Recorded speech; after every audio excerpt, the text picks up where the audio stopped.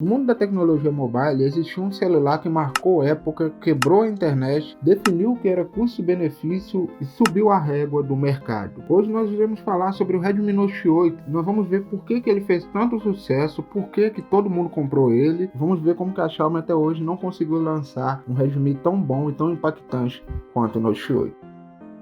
A linha Redmi surgiu em 2013 e o foco era trazer celulares baratos com foco em custo-benefício. Depois de algum tempo, a Xiaomi lançou o Redmi Note, que seria uma variante do Redmi convencional, só que maior, com mais bateria, mais tela e mais memória. Com o tempo, o Redmi Note, que era apenas um aparelho secundário e só uma das variantes dos Redmis comuns, se tornou o principal símbolo da família Redmi. Todo mundo queria comprar um Redmi Note. A Xiaomi vendeu bastante o Redmi Note 1, Note 2, Note 3, principalmente na China. Porém, foi a partir do Redmi Note 4 que eles começaram a ter mais destaque no mercado internacional. O Redmi Note 4 não foi vendido oficialmente aqui no Brasil, assim como seus antecessores também não foram. Só que ele foi talvez o primeiro celular, o primeiro contato que muita gente teve com aparelhos chineses. Muita gente começou a importar coisas de fora da China pelo AliExpress na época do Redmi Note 4. Eu considero o Redmi Note 4 um ponto de virada para a Xiaomi,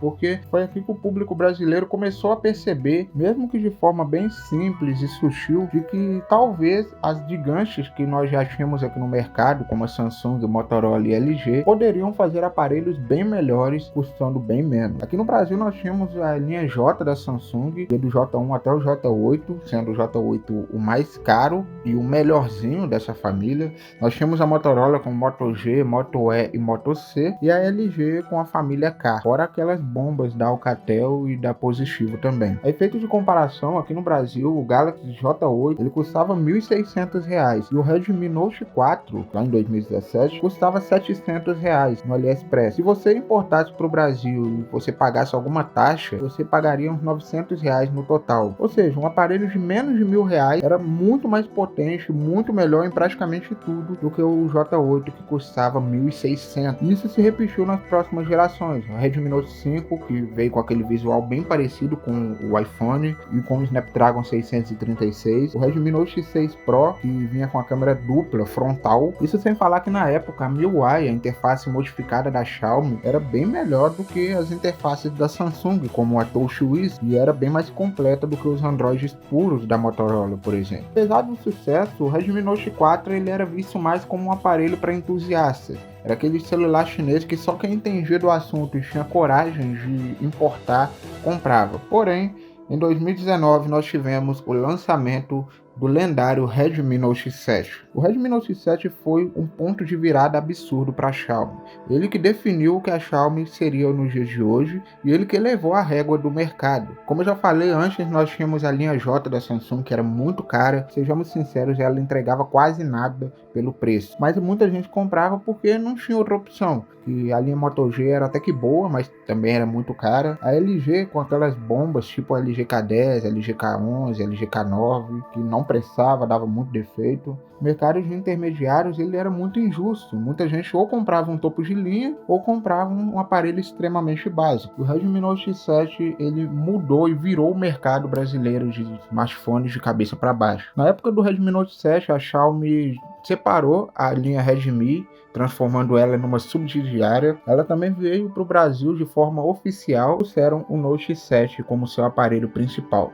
O Note 7 foi um aparelho muito marcante, porque ele trouxe gravação em 4K, muita bateria, 4.000 mAh de bateria, processador potente, o Snapdragon 660, que era um processador muito bom para jogos, apesar de ser um celular intermediário, ele era muito forte, tela com Gorilla Glass 5 e traseira em vidro, o que deixava o Redmi Note 7 muito mais bonito. Parecia que ele era um aparelho muito mais caro do que ele realmente era. Então, se você olhava o conjunto geral do Redmi Note 7 e olhasse o preço, que era 900, R$ 1.000 já no Brasil, através de lojas de varejo, valia muito mais a pena comprar um Redmi Note 7 do que um Galaxy A50, por exemplo. Vamos lembrar que o A50 custava R$ 1.600, era um concorrente do Note 7 e vinha com traseira em plástico ainda. Então, o Redmi Note 7 foi realmente um sucesso. Tanto que foi depois do Note 7 que a linha A sofreu essa repaginação que nós temos hoje, com o A10 sendo mais básico, o A20, o A30 sendo mais intermediários, o Redmi Note 7 aumentou a régua de qualidade e preço para Motorola e Samsung. Vale lembrar também que essa foi a época em que o Free Fire estava no auge e todo mundo queria ou competir, jogar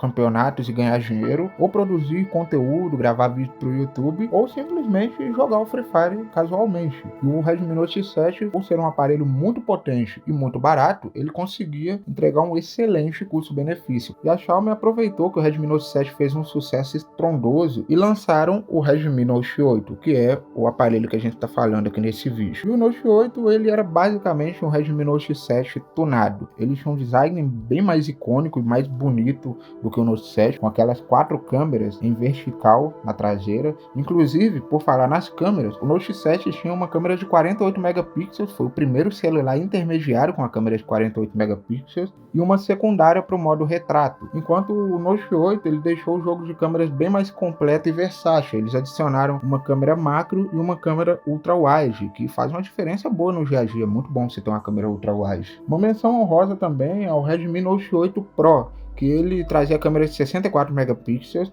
e era basicamente um Redmi Note 8, só que focado em jogos. Ele vinha com o processador MediaTek Helio G90T. Na época, a MediaTek tinha uma fama muito ruim, uma reputação muito ruim, por causa dos processadores antigos dela, mas o G90T ajudou a quebrar esse preconceito da MediaTek. O público criou uma afeição tão grande com o Redmi Note 8 que a Xiaomi até relançou ele em 2021 com algumas mudanças. E a verdade é que a época de 2019 foi muito boa para a Xiaomi, porque além do Redmi Note 7 e Note 8, praticamente todo o aparelho que eles lançavam era icônico e fazia muito sucesso. A família Mi 8, Mi 8 Lite, Mi 9, Mi 9T, com aquela câmera que saía para fora, o primeiro Pocophone, o Poco F1. Mas então o que aconteceu? Por que depois desse sucesso todo, parece que a Xiaomi nunca mais foi a mesma? A verdade é que o Redmi Note 7 e o Redmi Note 8, eles foram mais focados em conquistar a confiança do público e conquistar mercado aqui no Brasil. Por exemplo, o Redmi Note 9 foi lançado pouco tempo depois do Note 8 e ele começou aquela bagunça na linha Redmi. O Redmi Note 9 ele não conseguiu bater o Redmi Note 8 porque ele era lento, ele travava. O Redmi Note 9S até que era bonzinho e o Redmi Note 9 Pro ele era bom, mas ele era muito caro. Além disso, essa foi a época que tivemos a pandemia e por causa disso os preços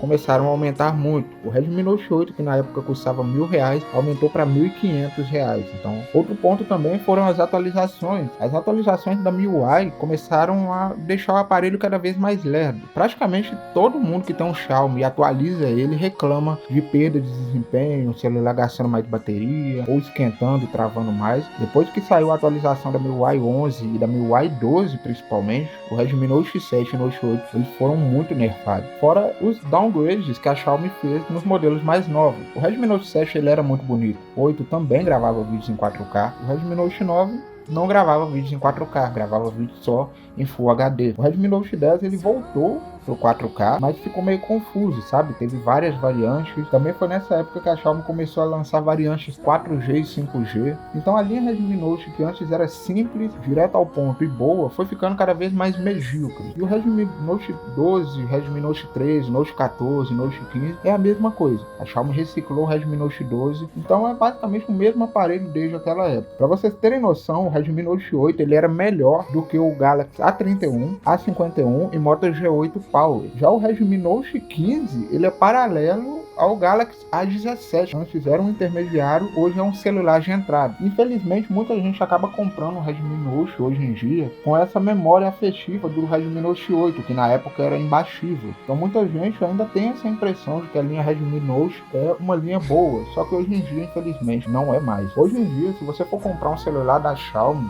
eu recomendo fortemente você pegar um pouco da linha X, principalmente se você gosta de jogar. Se você gosta de usar o aparelho para tarefas normais, eu recomendo você ir para Samsung ou para Motorola, que eles estão entregando aparelhos muito mais interessantes e muito mais equilibrado. Mas e você, o que você acha? Deixa aí nos comentários. Aproveita e se inscreve aí no canal. Eu trago vários vídeos de tecnologia, principalmente celulares aqui. Eu fiz um vídeo aqui falando sobre todos os Galaxy S Ultras da Samsung. Também já fiz vídeos aqui falando sobre todos os Motorola Edge. Enfim, tem vários vídeos bem legais que eu vou estar deixando aí para você poder estar assistindo. Muito obrigado por ter assistido até aqui. Deixa o like, se inscreve no canal e eu te vejo no próximo vídeo. Até mais.